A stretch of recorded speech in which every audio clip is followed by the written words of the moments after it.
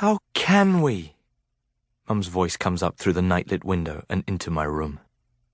This is always how it ends, every night for weeks, in Mum's wail of despair. How can we? Dad's voice comes back at her in a low, deep, wordless mumble. God, it's hot.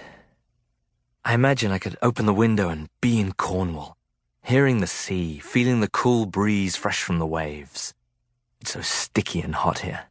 The gnats dance around the candle flame on the garden table. Mum and Dad stop talking suddenly and look up. It's late, Hal, says Dad. Yeah, I shout back. They wave and drop their voices. The lights at the end of the garden flicker and go out. I watch as the pale moon appears and floats on the black river. Mum blows out the candles, and the smoky smell of wax drifts up to my window.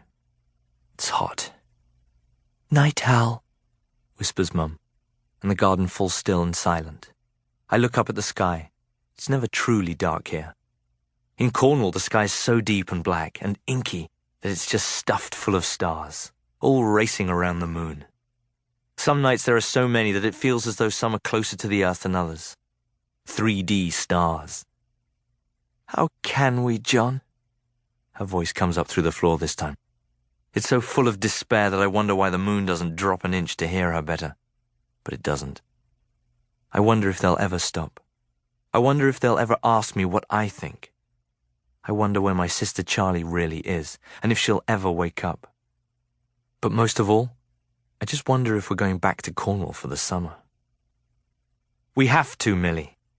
Dad's voice is just as definite as hers, just as despairing.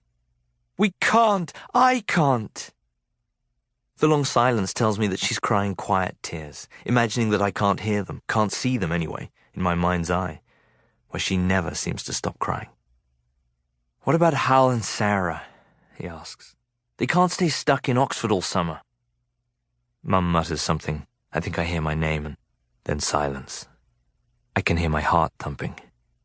And then Dad again, weary now. Right. I'll take them. You stay here with Charley. More silence. Can you manage that, love? His voice is still gentle, but it's all sad and soft and definite too. It's like Charley, being half dead, has sort of broken their voices up, so that they've got more ways of telling each other things, more ways of meaning things, only just not in words. I try to listen, to hear between the gaps. There are so many now.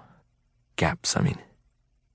No, says Mum slowly, after an age of silence. No, John, you're right. We need... No, they need... to be... I just can't. I don't want... It's like... trying to be a family without Charley. He finishes for her. He's not really asking her anything. He already knows that's exactly what she means. I listen harder and I can almost see her nodding her head, a head so full of feelings that they're beyond speaking. They need you too, Millie. Hal and Sarah. They need to get away from all. Dad almost whispers, as though he's afraid that just the sound of the words themselves might make her change her mind. I know, she says finally. My heart fills with joy and I thump the pillow. We're going to Cornwall. When I wake up, the sun's shining on the ceiling and the birds have stopped singing. It's late.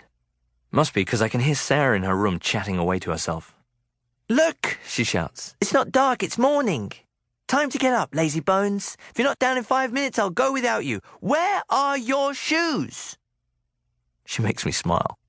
She sounds so like Mum used to on a really late school morning. I go in to see her. Her room's a total mess. No floor space anywhere, just toys and clothes flung around all over the place. She looks up at me from the middle of it all and says, It's morning time, Hal. The sun's come on. Were we all asleep? I ask. She nods and turns back to her dolls. It's time for breakfast, girls, she says, and I watch as she puts 2 of her dolls around a small plastic table. Are you hungry? She asks them. Are you hungry, Sarah? I ask her back. She nods and ignores me. Oh dear, no milk, she goes on. Mummy and Daddy are too tired from all the shouting to buy milk. I stare at her, and she gives me a quick, freaky glance from under her lashes before going back to pretending I'm not here. "What did you say, Sarah?" I ask. "I was talking to myself, Hal," she tells me, as if I didn't already know. I scratch my head and yawn. I wonder what goes on in Sarah's head. How much does she really know about Charley? Can she really remember her being properly alive? Or has Charley always been someone who just lies in a hospital bed, in a coma, never talking back?